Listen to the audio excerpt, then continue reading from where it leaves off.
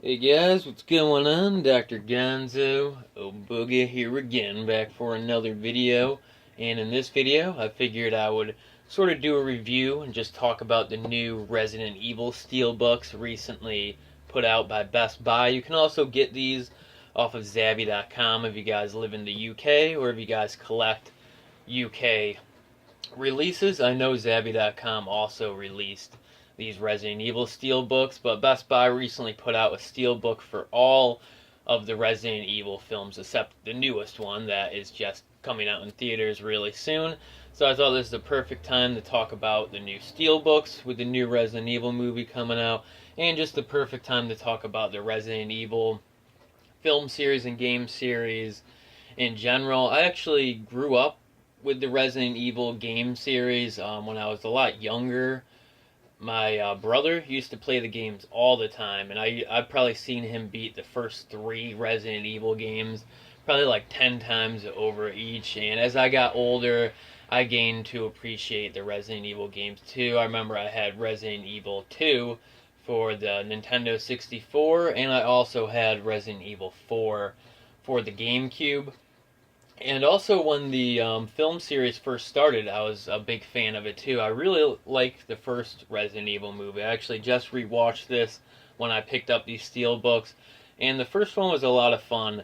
I feel like it started off really strong, and as the movie went on, I feel like the ending of the movie wasn't as good as the beginning, but I really do like the first Resident Evil movie. It didn't really follow any plot from the game series. It kind of did its own thing, but I think it did it in a good way, and it made for an interesting zombie movie. And it's actually, I think, one of the better zombie movies that come out of the early 2000s. Or yeah, I'm pretty sure this came out in the early 2000s. Let me take a look here.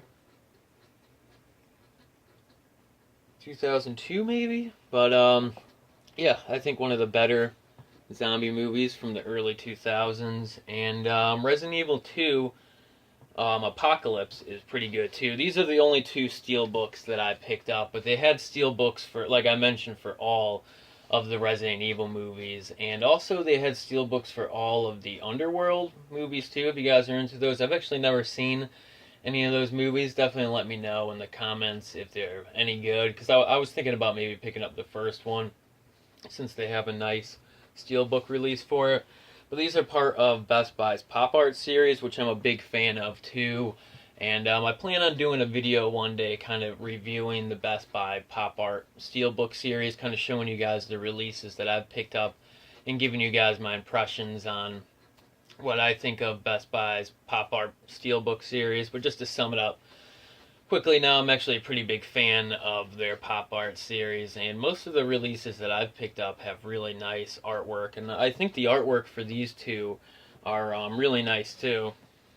So I was really glad to see these at Best Buy, and since I'm a pretty big Resident Evil fan, I was glad to add these to the collection, because as of now I actually didn't have any of the Resident Evil movies in my collection. I used to have these two on DVD a while ago, but kind of as the series went on, after the second one, I feel like it almost got a little bit too ridiculous. There's almost too much going on, and I feel like it strayed too far from what the game series was kind of about, which is why after these two movies, I actually kind of stopped following the movies. I did see the third Resident Evil movie, and I think I even saw the fourth one.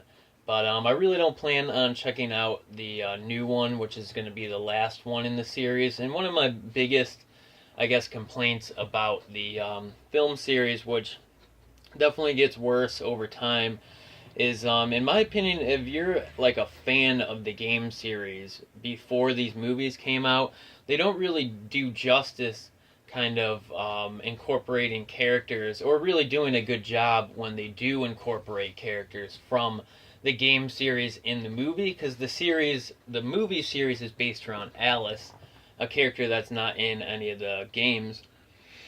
And in the first movie, it's not really a big deal because, like I said, it's cool that they did something different with it. But in the second movie, when they bring in a lot of characters from the Resident Evil game series, I almost think it's a little bit disrespectful that they don't really get a proper, like, like every time there's anything badass that's gonna happen in the movie, Alice always does it. And in a way, I feel like it's kind of like a kick in the face to the game fans. It's like, oh, this is sick, Leon's in this movie, but he doesn't really do anything cool because Alice comes in and saves the day whenever anything too crazy is going on. And same thing with, who is it? I think Jill Valentine or one of the other characters from the Resident Evil game series is in Resident Evil Apocalypse. And they basically do the same thing with her too. She doesn't really get a chance to do anything cool or badass because Alice always comes in, steals the glory. So that's just one gripe I've kind of always had with this film series, is that it focuses around Alice, which is a character that's not even from the games, which it's like now that the series has been out for a while, it's one of those things that's like not really a big deal. But just think of, you know, say they made like a Twisted Metal movie or a new Mortal Kombat movie, and the main character of the movie was a character that wasn't even in the game series. I mean, just think of any video game series, really, that you guys are a fan of, and just imagine if they made a movie adaptation of it, and the main character of the movie wasn't a character from the game. So that's just something that I've always thought was strange. But like I said, in the first movie, it's not a big deal. And in the second movie, it's a little bit annoying, but not really too big of a deal. But as the series grew on, I kind of just got a little bit tired of the Alice character, I guess. But that was basically my opinion about the Resident Evil series, though. The Resident Evil film series. But really quickly, before I end this video, though, I figured I would just give you guys a better look at both of these Steelbooks. So let's take a better look at the first Resident Evil film. Pretty cool cover here. Has one of the zombie dogs on the cover, which is one of the main zombie enemies in this movie. Some pretty cool scenes with the zombie dogs. And the artwork on the back of this isn't too much to brag about. It's just kind of like the same as the front, except it's missing the dog and the broken thing on the ground there. And actually there really isn't any artwork inside either, behind the disc in the little thing there, which if you guys want to, you know, use the code here to download this or whatnot, you know, go ahead. There's just all red in the background, which is a little bit lame there. If you do download that, just let me know in the comments that you did, you know. And also Resident Evil Apocalypse. The artwork for this is really cool. It has the Nemesis on the cover, one of the coolest Resident Evil enemies for sure. And the artwork, this is actually like stuck on the back, but again, the artwork isn't that good on the back. It's kind of just a plain depiction of some of the imagery on the front again. And inside, just like the other one, it's just like all blue on the inside. So even though the front artwork is really nice on these, I feel like they could have done a little bit more, especially since the Steelbooks are kind of known for their really nice and elaborate like packaging designs. I feel like they could have done a little bit more with these, but that's kind of the theme of the kind of the theme they've been keeping with in the whole pop art series, where other than the cover, there's not really too much other artwork on them. But I do like the pop art series by Best Buy, and I do like these Steelbooks too.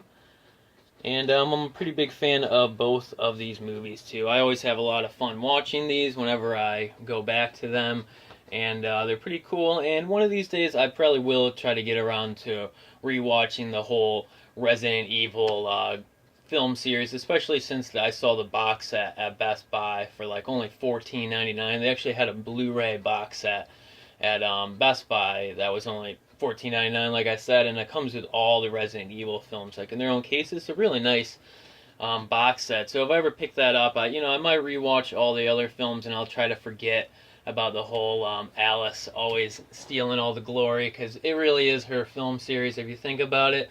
But alright guys, hope you enjoyed this video. If you did, definitely give it a thumbs up or leave a comment, and I'll see you guys next time.